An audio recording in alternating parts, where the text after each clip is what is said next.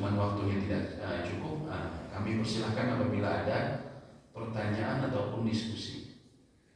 Ustaz. Ya, Assalamualaikum warahmatullahi wabarakatuh. Assalamualaikum warahmatullahi wabarakatuh. Ustaz, ada yang memang makmum itu mungkin dia berasakan syariat gitu ya, atau fikih begitu, sehingga dia sensitif ketika imamnya itu bacaannya banyak salah dan jadi ketahui gitu, dia itu berikutnya tuh sholat lagi gitu. Itu yang pertama, itu gimana itu hukumnya? Yang kedua, jadi makmum dan imam dan makmum tuh katakanlah ada dua perspektif ya. Jadi yang pertama itu makmum inginnya imam itu sholat itu pada umumnya inginnya singkat begitu. Karena kita juga muhajirin kemarin Rudi sampai panjang itu pada protes itu, dan beberapa itu lagi. Tapi dalam perspektif imam itu kan dia dalam rangka marojaah katanya. Jadi makin panjang pahalanya besar dan sebagainya. Saya juga dapat WA itu ada orang yang di Banyur imam itu ada yang break pakai sendal, tapi bukan negara kita kelihatannya karena dari muka itu. Nah itu gimana masalah pendek panjangnya itu bacaan? Ya terima kasih. Yang pertama tadi mengenai mohon maaf tadi gimana? Oh dia mengulang sholatnya. Mengulang, jadi dia setelah beres, tapi setelah beres dia nggak meninggalkan ini. Dia sholat lagi gitu. Saya tanya kenapa? Kalau dia melihat imamnya meninggalkan rukun, maka dia bisa melakukan dua hal. Imamnya meninggalkan rukun. Contohnya apa? Dia meninggalkan rukun dalam tumakninah. Saya pernah sholat di daerah, saya lupa di Pajajaran. Imamnya itu kalau sujud dia seperti itu. Allahu Akbar. Jadi cepat sekali. Jadi nggak ada tumanina. Dia nggak tenang. Tumanina itu disebut tumanina itu. Dia dalam kondisi misalnya ruku, sekedar dia membaca satu bacaan minimal, yaitu Subhana Rabbiyal Azim. Menurut jumhur ulama minimal waktunya kira-kira sekadar itu. Subhana Rabbiyal Azim. Dalam posisinya tersebut, bukan dalam posisi bergerak. Bukan Subhana Rabbiyal Azim, bukan seperti itu, tapi dalam posisi ini disebut tumanina sampai segini. Terus ketika i'tidal, sami Allahu liman hamidah, Rabbana walakal hamd. Sampai minimal bacaan itu dia dalam kondisi berdiri tegak. Kalau dia mengerjakannya dalam tadi Subhana Rabbiyal Azim, dia sambil bergerak. Ketika di sini sami Allahu liman hamidah sambil turun, maka dianggap tidak sah dari tumanina.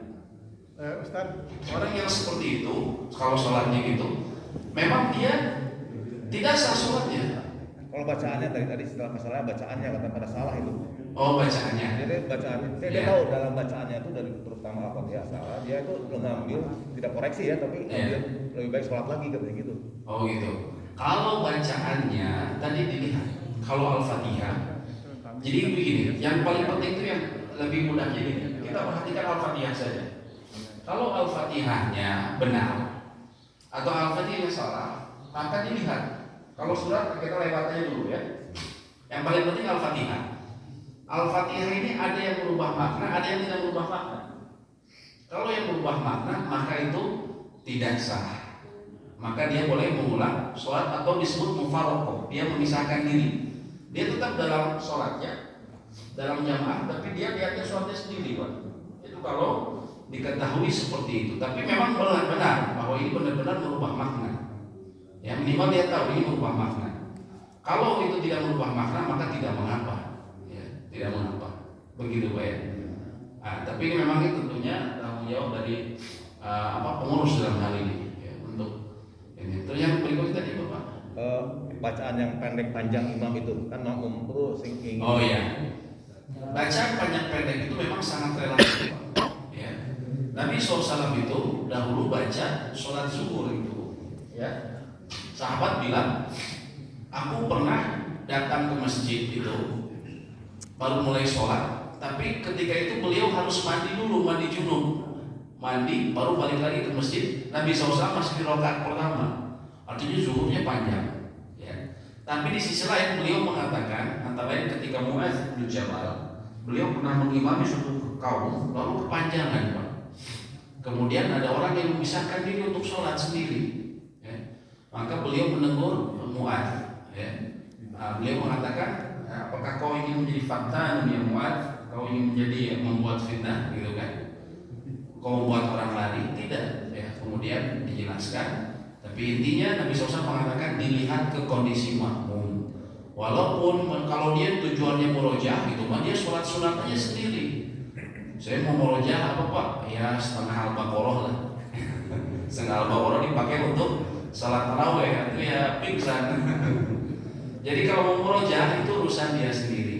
Tapi kalau dia menjadi imam, hendaknya dia memperhatikan kondisi makmum. Kalau banyak yang tua, maka tentunya dia lihat jangan panjang-panjang. Kalau masih muda-muda, pedas-pedas, panjang ini tidak mengapa. Begitu. Jadi tetap dilihat kepada kondisi makmum. Silakan Pak tadi. Ya. Bismillahirrahmanirrahim. Tadi Ustadz sudah memberikan contohnya untuk ruku ya. Untuk posisi sujudnya khususnya yang kaki belakang itu bagaimana? Kemudian yang keduanya, kalau misalnya makmumnya tertinggal, imam kan sudah melaksanakan atahiyat akhir gitu ya. Kemudian makmum kan posisinya harusnya sesuai dengan imam. Nah, ini bagaimana si makmum itu posisi untuk atahiyatnya, posisi kakinya gitu. Kalau dia masbuk ya, tertinggal gitu. Ya. Itu. Ya. Terima kasih. Ya. Masbuk ya, bukan tertinggal gerakan ya. Ya, masbuk lah. Karena imamnya kan sudah atahiyat akhir, sedangkan dia ketinggalan satu rakaat. Yang posisi kakinya. Ya, sebut Pak. Kalau posisi yang terakhir, pertanyaan terakhir ini. Gini atau gini ya? Kalau tertinggal, kalau tertinggal itu, ini beda antara masbuk sama yang masbuk. Yang tertinggal di sini maksudnya imamnya sudah ruku atau imamnya sudah mau sujud, dia masih berdiri, belum ruku. Kan ada orang yang seperti itu. Atau misalnya imamnya sudah mau salam, dia masih sujud terus, gitu. Nah itu kalau sejumlah ulama mengatakan kalau dia tertinggal 2 rukun secara berturut-turut, maka itu bisa membatalkan sholatnya. Kalau dia tertinggal secara 2 rukun berturut-turut, kalau itu masalah tertinggal. Tapi kalau tadi Bapak bilang masbuk, bagaimana kalau saya menjadi makmum, imamnya dia duduk tawarruk ini kayak di posisi tasyahud akhir, sedangkan saya masih rakaat kedua, gitu kan? Dia sholat zuhur misalnya. Maka apa saya harus ikuti? Apakah posisi imam atau saya sendiri? Allahu a'lam bishawab. Keduanya sebenarnya itu adalah posisi duduk sunnah. Jadi bukan posisi duduk yang wajib. Harus akhir itu harus tawarruk itu bukan wajib. Nah, begitupun di rakaat kedua itu sunnah. Iftirosh itu sunnah, tidak sampai wajib. Artinya dalam hal ini memang ulama berbeda pendapat. Kalau makmum ngikuti mana? Allahu a'lam. Tapi kalau saya cenderung ngikuti posisi imam saja. Kalau imamnya duduk tawarruk, ya kita tawarruk saja. Ya, tawarruk itu yang di posisi tasyahud akhir Pak ya. Udah mau salam. Adapun iftirosh itu di posisi rakaat kedua, ya, tasyahud awal. Gitu. Adapun yang pertama mengenai posisi sujud. Posisi sujud pertama begini Pak. Posisi sujud itu ada yang disepakati semua ulama, yaitu apa? Keningnya harus nempel. Itu yang paling disepakati oleh semua ulama. Hanya saja mereka berbeda pendapat dengan yang lainnya. Tapi umumnya ulama mengatakan setidaknya ada 7 anggota sujud yang harus menempel di tempat sujudnya. Yaitu apa? Beliau Nabi SAW mengatakan, umirtu an asjuda ala sab'ati a'dhumin. Aku diperintahkan untuk bersujud di atas 7 anggota tubuh. Apa? Wajah. Walaupun ulama berbeda pendapat, wajahnya termasuk hidung atau tidak?